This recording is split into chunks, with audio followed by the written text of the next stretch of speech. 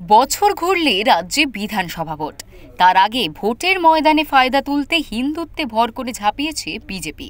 হুগলি সহ রাজ্যের বিভিন্ন জায়গায় হিন্দু হিন্দু ভাই ভাই লেখা ব্যানার দেখা গিয়েছে।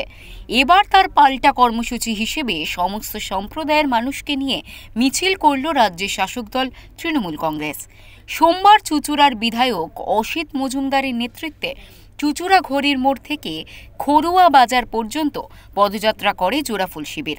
পদযাত্রা থেকে বিজেপিকে নিশানা করে তৃণমূল বিধায়ক। ভারতবর্ষের সংবিধান সর্বধর্ম সমন্বয়ের সংবিধান।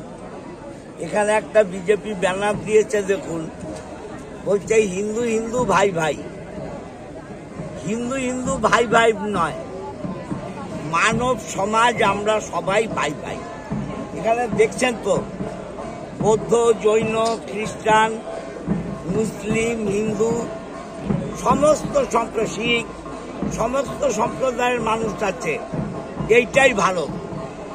এই ভারতকে, এই বাংলাকে যারা কুলসিত করতে চায় তাদের বিরুদ্ধে এই পদযাত্রা।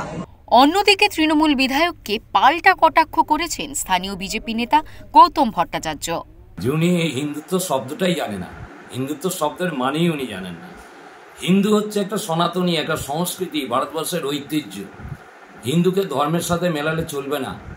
তার কারণ হচ্ছে আমাদের ভারতবর্ষে বসবাসকারী যারা ভারত মাতাকে জয় বলে, যারা ভারতকে আমার দেশ ভাবে, ভারতকে আমার নিজের মাতৃভূমি ভাবে, তারা প্রত্যেকে হিন্দু সনাতনী। আমরা এটা মনে করি। আজকে ভারতীয় জনতা পার্টি এই অর্থেই হিন্দুকে মনে করে। হিন্দু কোনো ধর্ম নয়, হিন্দু কোনো ধর্মের সম্প্রদায় নয়।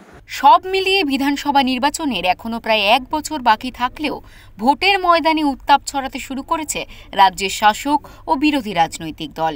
হুগলি থেকে সুনন্দা দত্তের রিপোর্ট, ওঙ্কার বাংলা।